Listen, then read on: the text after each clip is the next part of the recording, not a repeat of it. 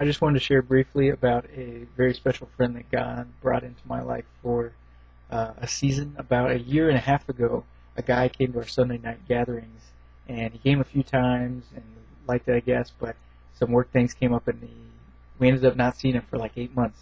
So during that time, I felt led to start a prayer watch for men of valor, men of integrity in this community, and me and one other guy would usually just once a week walk around and pray and about those things. And so we did that for a few months, and the guy that I was doing it with, eventually his schedule changed and he wasn't going to be able to do it anymore. So during that week, I was like, oh no, am I not going to be able to keep this going? Or, I don't know anybody else that's interested in doing this at this time right now.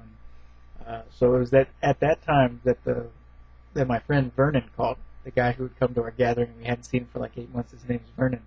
And he's about 40 years old, and he said, yeah, I want to pray. I want to get together and pray with guys in the community. So probably for like 6 months, we would do the same thing. Once a week, just walk around and pray. And he's just a tremendous influence in my life, even for the short time that we were able to spend together. And I was kind of surprised how quickly we were able to connect and become friends, because he's 40 and I'm 23, and we're at different places in life, and he's going through so much. He has a brain tumor and seizures sometimes. He would often show up at our house with cuts and bruises or whatever, and we're like, what happened? And he fell down somewhere and just got hurt by his seizures. And one time he fell in Central Park and somebody took his wallet and his phone.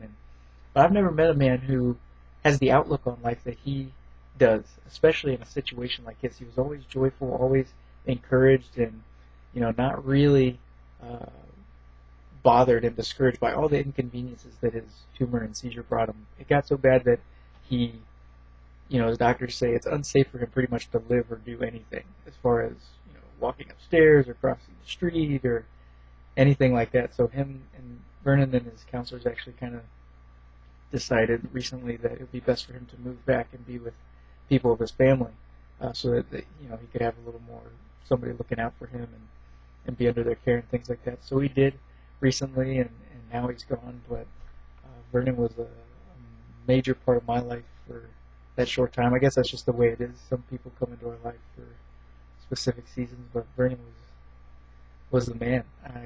I've never met somebody, I think, that can so naturally talk about spiritual things continually. Sometimes I feel like I try and intentionally talk about things that are spiritual or that matter, things that are significant, but it's like contrived or just kind of awkward. But Vernon was so natural at it, and it just